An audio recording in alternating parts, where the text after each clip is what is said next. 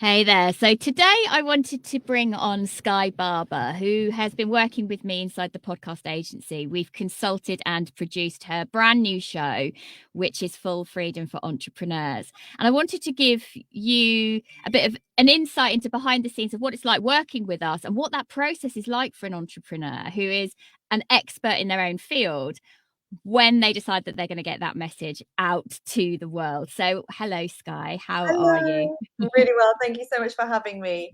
It's funny because you're saying expert in your own field. Yeah, but not a clue about podcasts other than listening to them. But why would you? Why would you know Oh, what it exactly. takes? And it's interesting, isn't it? Because like with everything we do, you can get things done, super budget, record it, in a podcast land, budget, not really think about it, just get a podcast up, it's done, boom.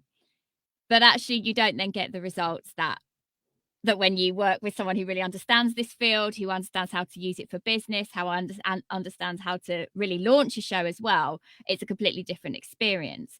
So what I wanted to ask you today was, what sat behind your decision before you decided to go for creating a podcast to explode your brand? So before we had the conversation, What was going on for you? well, I'm a big believer, and part of my business is to identify unique strengths within individuals and play to them. I am very aware that I'm dyslexic and writing is something that I do struggle with, but I have always enjoyed doing videos. So I thought I might maybe go down the YouTube channel route or whatever. And I was weighing up different ways of marketing my business in my way that would feel good to me. So forgetting what everyone tells you should or shouldn't do, like what would feel fun.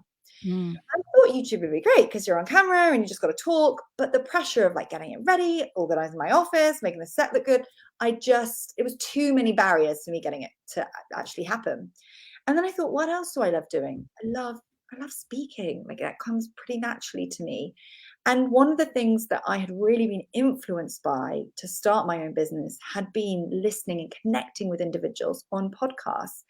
And I just thought, do you know what, rather than writing a book or something for me at this stage, I've been in a collaboration book last year, but why not have a podcast that's something like a tangible asset that can be, it doesn't have to just sit in the online space. It can be, user friendly for people who want to just find out about how to lead any service-based business. Mm. And that's the thing that got me going. Like, what am I good at? What's the way in which I want to share messages and support people and be able to create a bigger influence and, I suppose help more people that also felt fun. And I was like, realized like, okay, this is podcasts. And so you've got lots of different people in your team. Yeah. Is it something that you'd considered doing yourselves without support? Yes, very much so. I'm because I also teach about teams, I'm very aware of role modeling, what I teach others to do. And when I want to do something consistently and sustainably, I always look to bring elements of that in-house. And I had met someone who could help me with the editing and producing of a podcast. But really, I knew that was just like the what that needed to be done. I had no idea how to position it. I had no idea like how the whole kind of inside track worked, like let alone how to launch it and how to actually utilize it as an asset rather than just having a thing. And so I felt like I was kind of weighing up two options. Do I go down the route of like making this something, making it an event, making it part of the business plan this year? Or do I do I'm going to have a podcast, let's tick a box, let's do the bits in-house, fumble our way through it and half-heartedly do it? And I had this moment where you and I had a conversation because I knew you were the woman to speak to about podcasts. And I was saying to you, like, maybe I just need like the strategy bit. Like we can probably do the implementation. You're like, that's not how I work. We're like, go all in for launches. Yeah.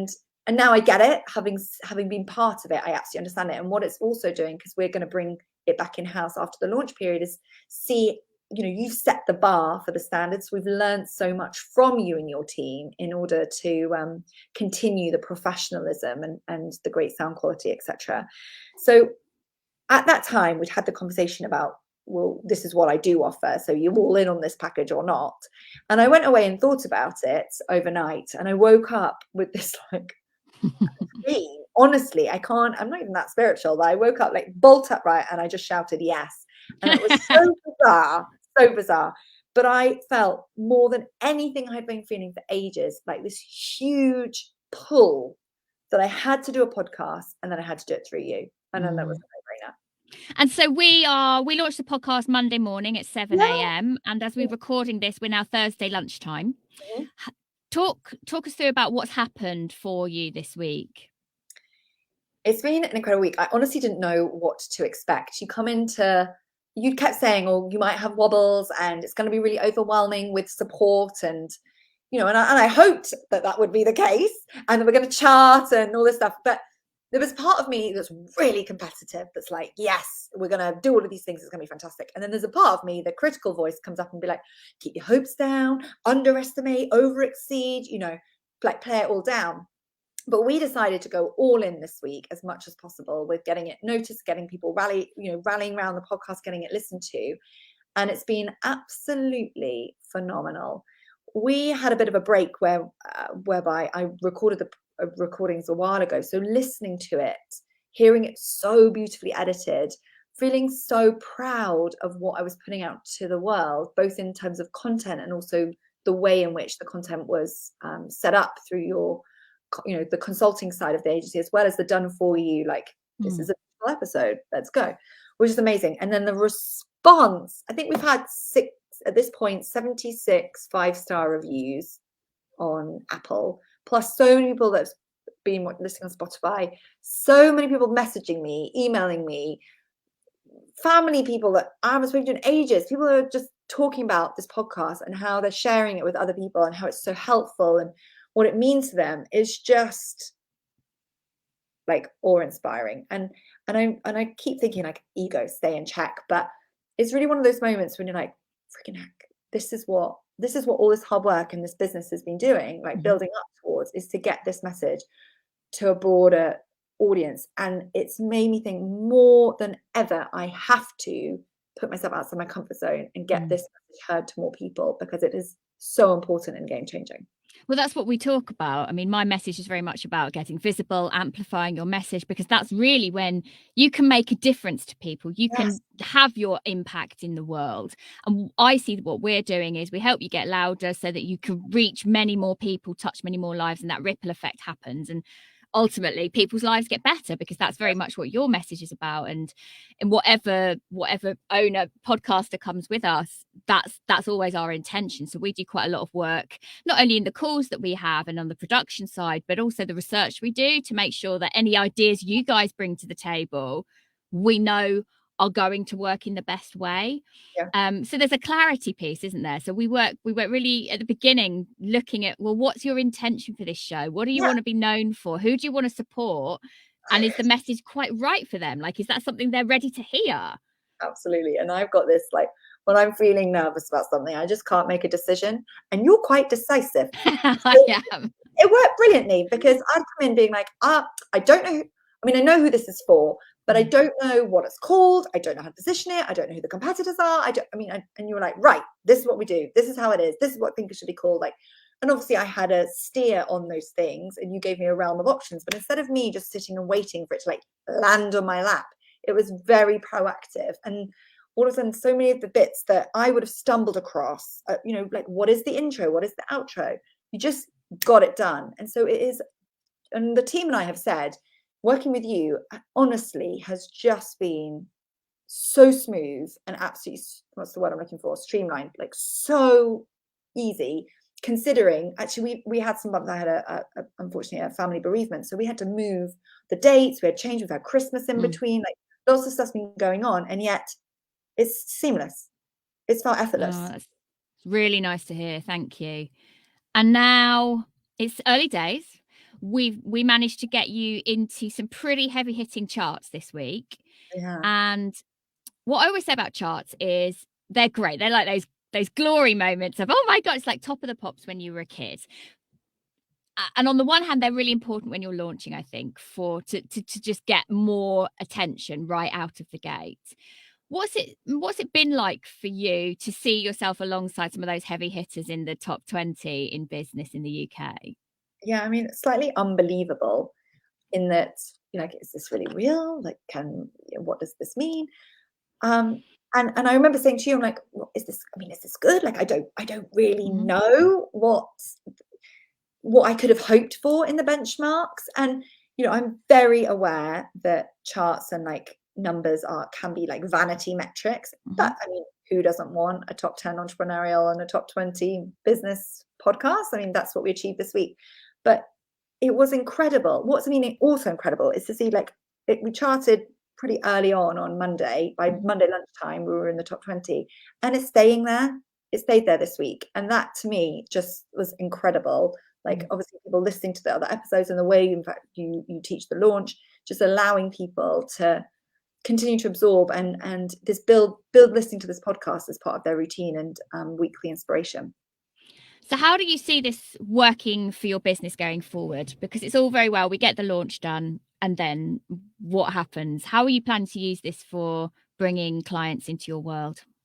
Yeah, so I put my heart and soul into the podcast in terms of, you know, the depth of value I'm going into, as well as the like informal conversational points. Like what I love about the podcast is, whilst a few people have said, my God, your voice is really good on it, I think that's great editing. I really feel it's me, genuinely me, down to a T, how I am in real life. And okay, with a polished edit of the voice, clearly with a crisp mic. But I want people, anyone who is, you know, in this space, is a point to send them to some really great free content, and the people to be able to help themselves first. And then of course we've linked it to a lead magnet, which some of the episodes directly lead to. So, and I will be bringing in guests. So I'm going to use it as part of a building a network and relationships asset, as well as clients based assets. So it's very much featuring as part of our one of the marketing strategies for the year, and we're committed to it. Like, that's it. We're going to make this a consistent thing, and we're making our blog. We're launching our blog off the back of it. We're launching reels off the back of it. Like, so many things, because we've got this like as a bit of like anchor content each week that can form part of our marketing plan. So yeah. So what's been the most amazing thing that's happened for you since we started this podcast process? What's the thing that's touched you the most or wowed you the most? Two things. Oh, I want to say three, but go on, do three. We've got time. I recognize that I call it the independence block. Like, there are times when asking for help, I feel like I'm being a pain, or because I create time for people. If I'm asking for time for people, I know how valuable that is, and I feel very responsible with what I use that for. So actually asking people to go out, promote, support, come onto the launch day we did, whatever it was, to help me help the message, I did, but I struggled with an element of asking, and I felt nervous asking people for help. I felt scared of rejection. I felt worried to be a pain. So I did a bit of self-sabotaging and left it all a bit last minute, but we still picked it up and it was fine. So that was something that actually getting through that and taking action when I was still scared. Like, we all have that kind of inner critic come up at times. That is something I'm really proud of. And then having an amazing lineup on Monday of 11 incredible entrepreneurs, of which like 10 of them were all just happened to be previous clients of mine. And we were talking about freedom, what it means, and I wanted to celebrate them and what they were doing. But every single one to share like unprompted, incredible feedback from people actually I haven't ever had feedback from. I've never asked because I don't want to take up their time. Maybe I'm scared of what they might say, but to have them like unequivocally, whatever that word is, say how helpful this is and what a game changer our work has been in their business. Even people who I've not worked with for 6 months, to still see the impact of the stuff we've done, was just the most incredible confidence builder.